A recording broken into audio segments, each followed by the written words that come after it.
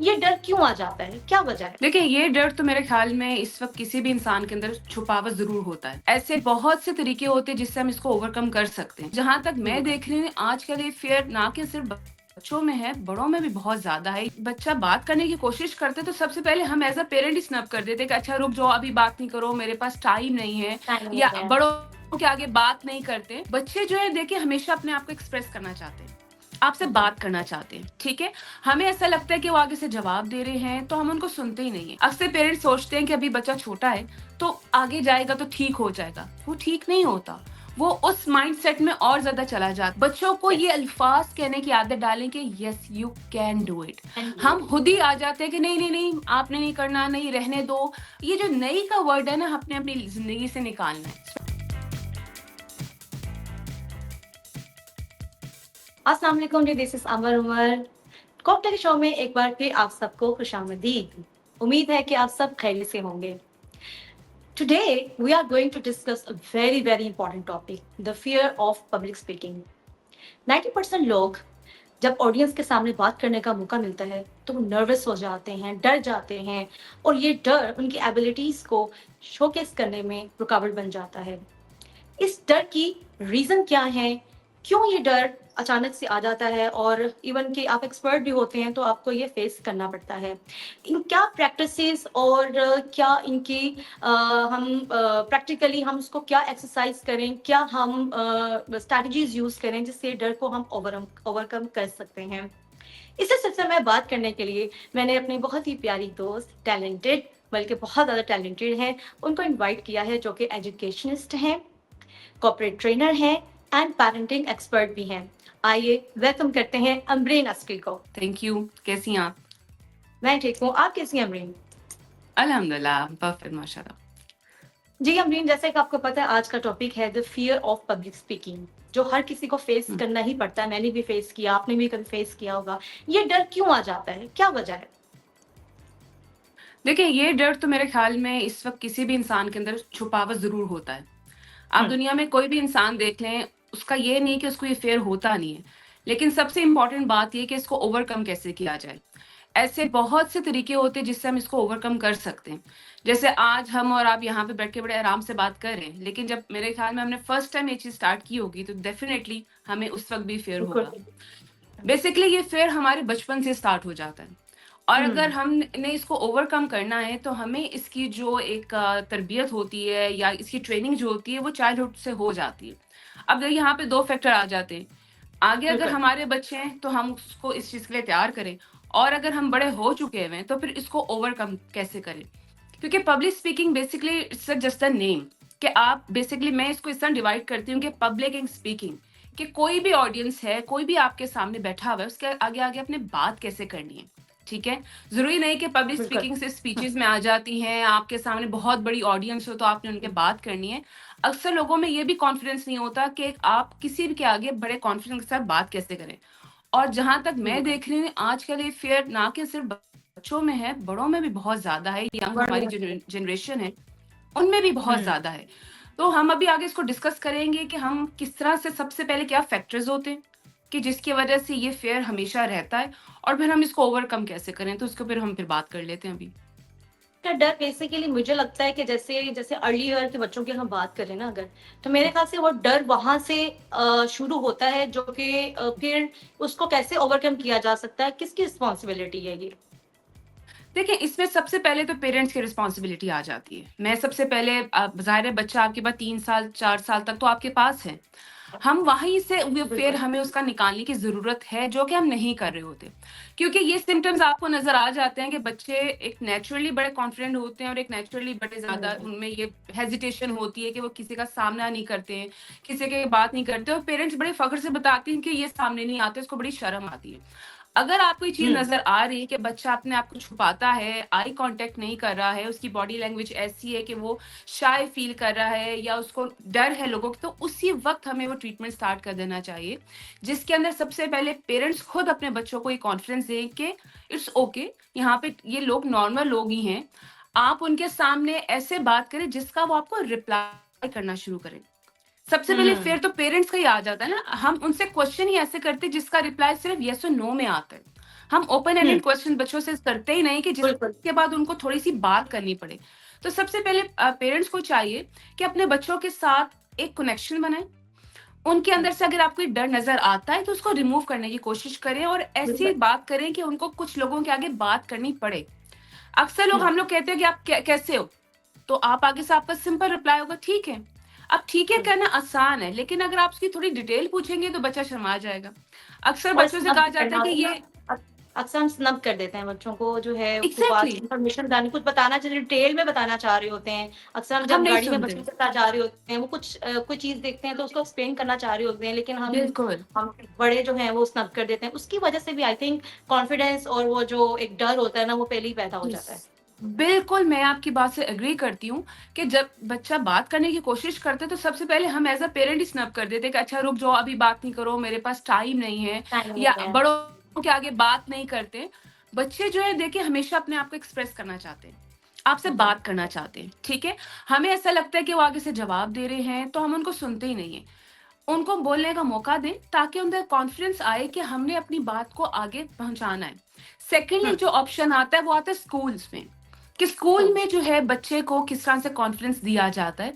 हमारे यहाँ पे बहुत ज्यादा स्कूल्स का भी इशू है कि टीचर्स के पास टाइम कम होता है, वो कॉन्फिडेंस एक कंपैरिजन एक तो आ जाता है, कंपैरिजन का सिस्टम बड़ा चलता है कि पेरेंट्स भी कंपैरिजन कर रहे हैं, टीचर्स भी कंपैरिजन करते हैं। बहुत ज़्यादा। दोनों हुँ, फैक्टर्स में, टीचर्स हों या पेरेंट्स हों, आपको जहाँ पे लगे कि बच्चा बहुत ज़्यादा शाय है, आप उसके हुँ, अंदर उसके ऊपर काम करना शुरू करें।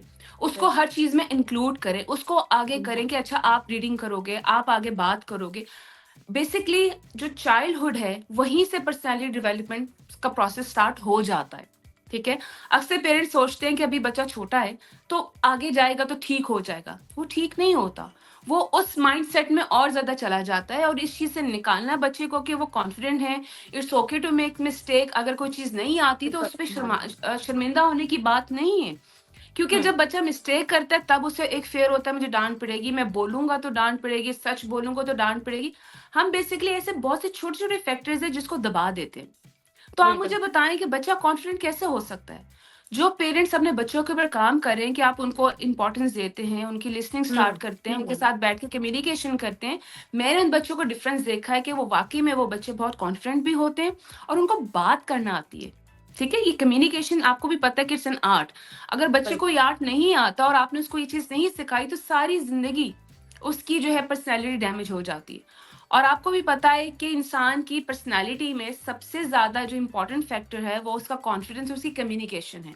कम्युनिकेशन अगर आपके स्किल्स। अंदर एक एग्ज़ैक्टली अगर अंदर आपके अंदर कॉन्फिडेंस है तो आपके अंदर वो कम्युनिकेशन स्किल्स आ सकती हैं। बिल्कुल, ऐसा ही है। आपका जब आई आप कॉन्टैक्ट कम्युनिकेट नहीं होता कर है। सकते, जब आप कम्युनिकेट नहीं कर सकते, दैट मीन्स कि you don't have confidence. So exactly. अभी मुझे ये बताइए कि देखें, अब हो गया, बचपन गुज़र गया। अब हुँ, यंगस्टर्स जो हैं वो, अब उनका बचपन तो इस तरह गुज़रा, उनको वो हाँ। प्लेटफ़ॉर्म नहीं मिला, वो इस तरह की फैसिलिटीज़ नहीं मिल गई, गाइडलाइन नहीं मिली। अब क्या करें? अब यंगस्टर्स अब अपने अंदर क्या वो प्रैक्टिसेज़, क्या वो ऐसी चीज़ें करें, एक्सरसाइज़ करें, कोई ऐसी स्ट्रैटेजी मुझे बताएँ कि वो अपना कॉन्फिडेंस बूस्ट कर सकते हैं। देखिए इसके ऊपर अंबर मैं ट्रेनिंग्स भी देती हूँ। मैं as a public hmm, speaker teacher भी रह चुकी हूँ। मैंने हुँ, इसके ऊपर बहुत वेरी ज़्यादा नाइस। काम किया हुआ है। अब आपकी बात हुँ, बिल्कुल ठीक है कि एक बचपन गुज़र गया, वो कॉन्फिडेंस उनको बचपन में नहीं मिला। देर नहीं हुँ, हुई बिल्कुल भी। आप ज़िंदगी के किसी हिस्से में भी अपने अंदर कॉन्फिडेंस लेकर आ सकते हैं, लेकिन उसके लिए आपको बिल्कुल। थोड़ी-सी मेहनत करनी पड़ती है, आपको उसकी हुँ, प्रैक्टिस करनी पड़ती है। ठीक है? हुँ, आप अपने आप को इस चीज़ के लिए रेडी करें कि अब मुझे किसी के आगे बात करनी है। आप सबसे हुँ, पहले जो करीबी लोग होते हैं उनके साथ ऐसी बात करना शुरू करें। उनको आप अपनी कोई प्रेज़ेंटेशन जैसे होती है, बच्चों की आजकल बड़ी यूनिवर्सिटीज़ में प्रेज़ेंटेशंस आती। ओके, ओके, बच्चे हमेशा एक चीज़ और पेरेंट्स भी हमेशा एक चीज़ याद रखें कि फ़ियर पब्लिक का हमेशा होता है। दिल घबराता है, ठीक है? दिल बड़ी ज़ोर-ज़ोर से धड़कता है।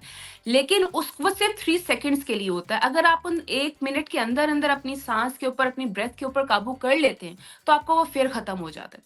क्योंकि बेसिकली हमारी अच्छा, जब दिल की धड़कन तेज़ होती है, तो हम ब्रेथलेस हो जाते हैं और हमें पता है कि हमारा कॉन्फिडेंस गया। और आपको भी अच्छी तरह पता है एज़ अ पब्लिक स्पीकर आपकी कहीं पे कोई बात गलत होती है, तो उसी वक़्त ही आपको फ़ील हो जाता है कि मेरा कहीं कॉन्फिडेंस गलत डाउन ना क्यों हो हो जाए। जाए? एग्ज़ैक्टली। ये जो गलत का हमारे कॉन्सेप्ट आ गया ना कि अगर मैंने गलती की तो लोग क्या कहेंगे? अगर मैंने उनके आगे ये बात कर दी और अगर मेरी बात किसी ने गलत कह दी तो फिर मेरा कॉन्फिडेंस क्या होगा? इट्स ओके बच्चों को किसी भी लेवल पे हों, यूनिवर्सिटी के बॉयज़ हैं, लड़कियाँ हैं, इस चीज को निकाल दे कि गलती करना कोई गलती होती है, ठीक है? We learn from our mistakes. इसकी यस, प्रैक्टिस, जैसे मैं जब पहली दफा पब्लिक स्पीकर मैंने करना शुरू की थी, लोगों के ऑडियंस के आगे काम शुरू किया था, तो मैंने मेंटली तौर पे अपने आप को पहले तैयार किया था कि आई हैव टू स्पीक। अब चाहे ऑडियंस कोई भी है, उसके लिए मैंने उससे पहले आपको बहुत प्रैक्टिस करनी पड़ती है। जब आप नई नई चीजें स्टार्ट करते हैं तो आपको एक माइंडसेट अकेले बनाना कमरे पड़ता में है। माइंडसेट सबसे पहले, सेकेंडली आपको इसकी बड़ी प्रैक्टिस करनी पड़ती है। जैसे लाउड वॉइस में आप अपने सेंटेंसेस को बोलें। हम माइंड में बहुत सी चीजें करते रहते हैं, जब बोलने लगते हैं तो उससे घबरा जाते हैं, अपनी आवाज सुन के अक्सर हम घबरा जाते हैं। तो टीचर आपको के ये सामने भी प्रैक्टिस प्रैक्टिस करनी, कर सकते हैं। यही टीचर के मैं कहने सामने भी लगी थी कि प्रैक्टिस। आप मैं यही कहने लगी थी कि आप अपने कमरे में जैसे हैं, आप शीशे के हाँ, आगे खड़े हो जाएं। सबसे पहले हम्म, आप अपनी स्पीच को प्रिपेयर कर लें, या जो बात आप प्रेजेंटेशन देने वाले हैं या किसी के आगे कोई बात करने वाले हैं, आप उसकी आप प्रैक्टिस कीजिए और लाउड हम्म, वॉइस में कीजिए कि आपकी अपनी आवाज अपने कान में जानी चाहिए। फिर उसके बाद सेकंड स्टेप होता है कि अगर आपको लगता है कि मैं एकदम से इतनी ऑडियंस के सामने नहीं जा सकता, तो आपकी जो फ्रेंड्स हैं, आपकी फैमिली है, उनके आगे कहने की और बोलने की आदत डालें। ताकि डिस्कशन सबसे कर। पहले आपको पता है कि जो हम्म, सबसे ज़्यादा जो झिझक आती है और जो एक शर्म आती है, अपनी फैमिली के आगे बोलने से आती है। मैं अपने अच्छा, स्कूल में स्पीच कर आती थी, लेकिन जब मेरे फादर कहते थे स्पीच करो, तो मैं थोड़ा-सा ना हेजिटेशन आती थी कि अच्छा अभी वो फादर के इसलिए आगे एजुकेशन कहेंगे। माइंड में ये भी होता है ना, मेरा मजाक उड़ाएंगे। एग्ज़ैक्टली। सो ये पेरेंट्स को एक तो बड़ा बूस्ट करना पड़ता है कॉन्फिडेंस कि कोई बात नहीं, यू कैन डू इट। बच्चों को ये यस, अल्फाज़ कहने की आदत डालें कि yes you can do it. And do हम इट। खुद ही आ जाते हैं कि नहीं, नहीं, नहीं, आपने नहीं करना, नहीं रहने दो। ये जो नहीं का वर्ड है ना, अपने अपनी ज़िंदगी से निकालना है, स्पेशली बच्चों के नहीं, आगे। और ये वाला भी सेंटेंस आपसे नहीं होगा। नहीं होगा, क्यों नहीं होगा? आप थोड़ा-सा बच्चों को देखिए, गिरने दें, आप बच्चों को थोड़ा फेल होने दें, अगर उनके अंदर फेलियर्स आते हैं, डिसअपॉइंटमेंट्स आते हैं, हम उसको पकड़ सकते हैं कि कोई बात नहीं, you can do it next time, better you can do it next time. Complete हम अभी फेलियर का रिसेंटली एलिमेंट भी बता सकते हैं ना, फेलियर का एलिमेंट हम सक्सेस तो बता देते हैं, जी, लेकिन हम फेलियर का डिस्कस नहीं करते, नहीं तो हमें बताते। सक्सेस बतानी है। देखिए, फेलियर का फैक्टर बताना ज़रूरी है। देखिए, मैं जरूरी अक्सर है। बच्चों को एग्ज़ाम्पल देती हूँ कि ये आपके सामने जो इतनी ज़्यादा इन्वेंशंस हैं और जो डिस्कवरी क्या ये पहली दफ़ा में बन गई थी? हाँ, जिसने कभी पहली दफ़ा एरोप्लेन बनाया था, क्या उसने पहली दफ़ा में बना लिया था? आपको आइडिया है, कभी आप उसकी हिस्ट्री पढ़ो कि कितने फेलियर्स उसके सामने आए, कितनी दफ़ा वो गिरा, कितनी दफ़ा उनको चोट लगी, फिर जाके प्रोसेस हुआ। अगर वो लॉ ऑफ पहली दफ़ा ये ग्रेविटी सोच को लेता, हम देखें, law of gravity 100 times yes, plus उसने प्रैक्टिस की थी, तो जाकर जो एग्ज़ैक्टली। लॉ ऑफ ग्रेविटी जो है वो उन्होंने डिस्कवर किया था। एग्जैक्टली। सो बच्चों को ना रियल लाइफ एग्जांपल्स देना बड़ा जरूरी है, कि उनको ये बताना जरूरी है कि देखो, साइड पे लोग आपको कह सकते हैं कि आप नहीं कर सकते। अगर आपने उनकी बात मान ली तो नहीं कर सकते, और अगर आपने अपने आप को भी बता दिया ना कि आप नहीं कर सकते, तो आप ट्रस्ट में आप नहीं कर सकते नहीं कर और जिंदगी सकते। भर नहीं करोगे। सो ये फर्स्ट ऑफ ट्रू, ऑल ये जो वेरी ट्रू, कॉन्फिडेंस लाना, या वेरी ट्रू। अपने अंदर एक कॉन्फिडेंस लाना कि आई कैन डू इट। और आपकी फ्रेंडशिप, आपके इर्द गिर्द के लोग ऐसे होने चाहिए जो आपको हमेशा मोटिवेट करें। आपको लाइफ में ऐसे बहुत से लोग मिलते हैं कि आपको डिमोटिवेट कर देते हैं कि यार ये नहीं हो सकता, तुम नहीं कर सकती। ये क्या, अब जैसे आई स्टार्टेड तो उन्होंने कहा जी आपके बच्चे हैं तो कैसे करोगी, या पढ़ाई कैसे करोगी? Everything is possible if you have the courage.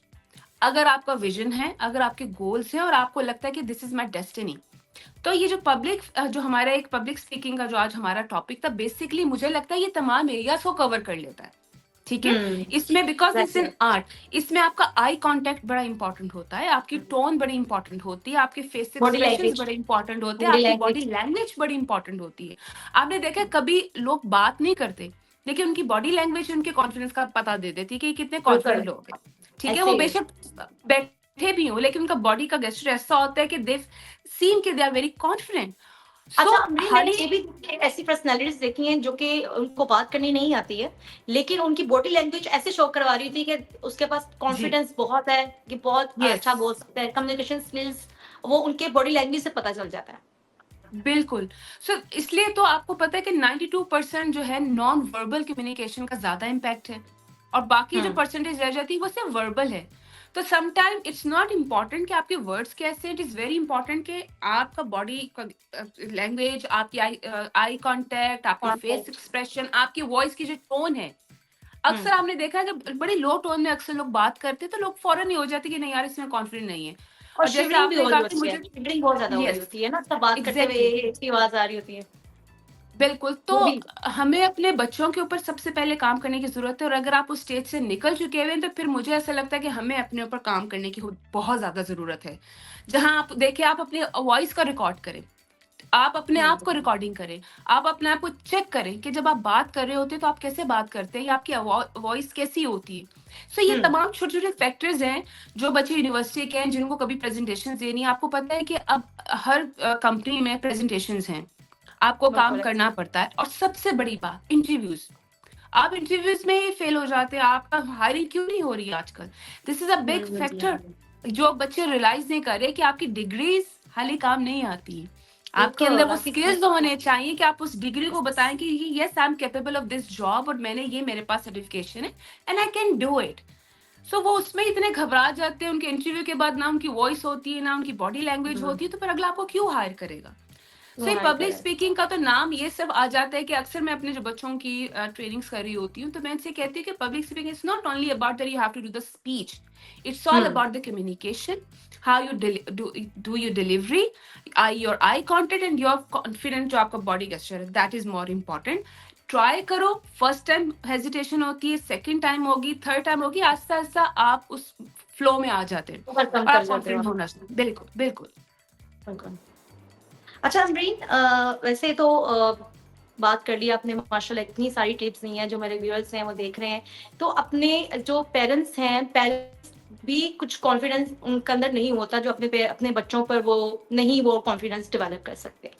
लेकिन मैं हम्म, अमरीन, मैं आपसे एक और क्वेश्चन करना चाहूँगी कि आप जैसे बताया रियल लाइफ एग्ज़ाम्पल्स दें, तो आप भी एक रियल हम्म, लाइफ एग्ज़ाम्पल बन सकती हैं। जैसे आप जब आपने कहा कि शुरू में कि मुझे भी ये डर फेस किया आपने, मैंने सम टाइम कुछ आपने एक हाँ, ऐसी स्पीच की जिसमें आपने गलती की, तो आप मेरे हम्म। ऑडियंस को बताएँ कि आपने उस टाइम कैसे ओवरकम किया?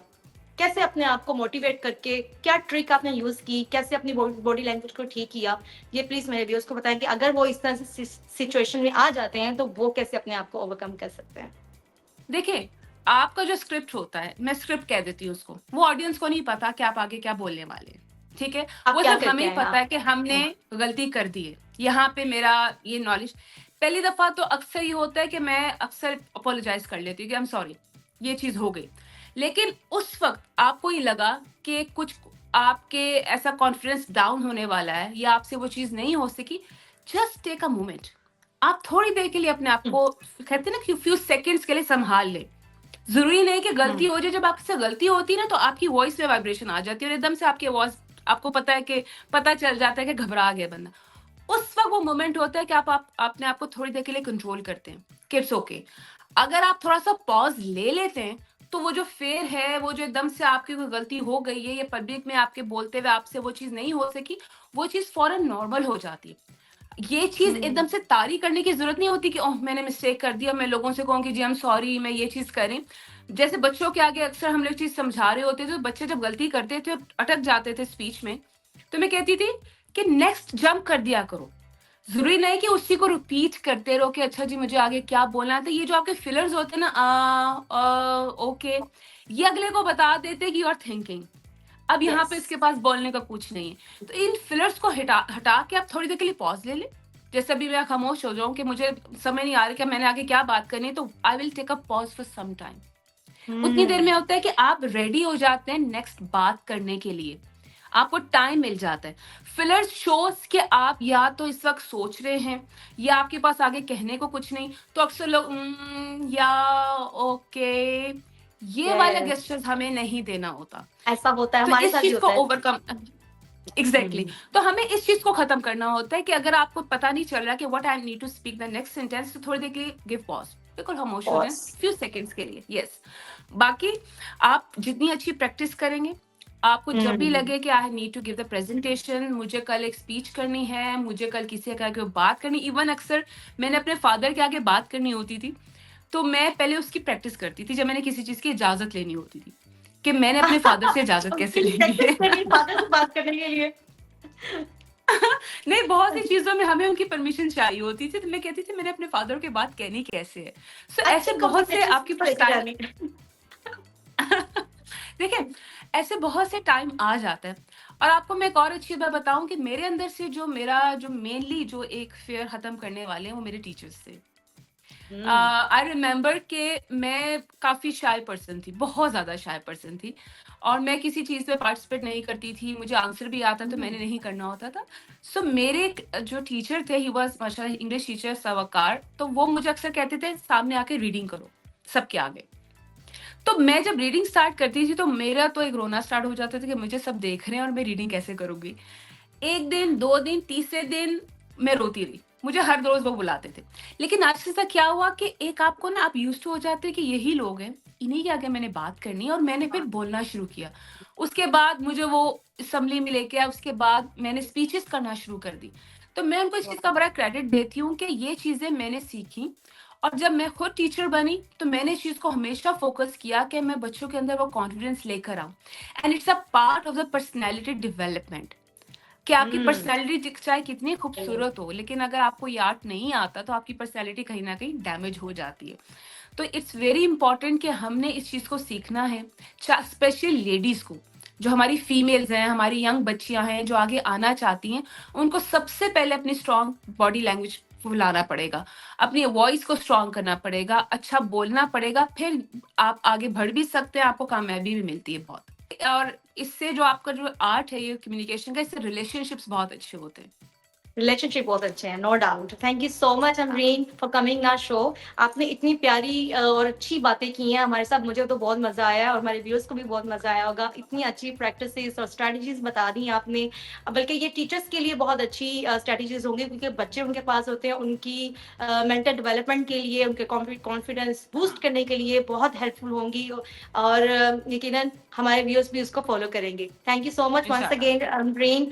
इसी के थैंक यू। साथ हमें इजाजत दीजिए। नेक्स्ट प्रोग्राम में फिर हाजिर होंगी एक नए टॉपिक के साथ और नई प्यारी गेस्ट के साथ। तब तक के लिए अल्लाह हाफ़िज़।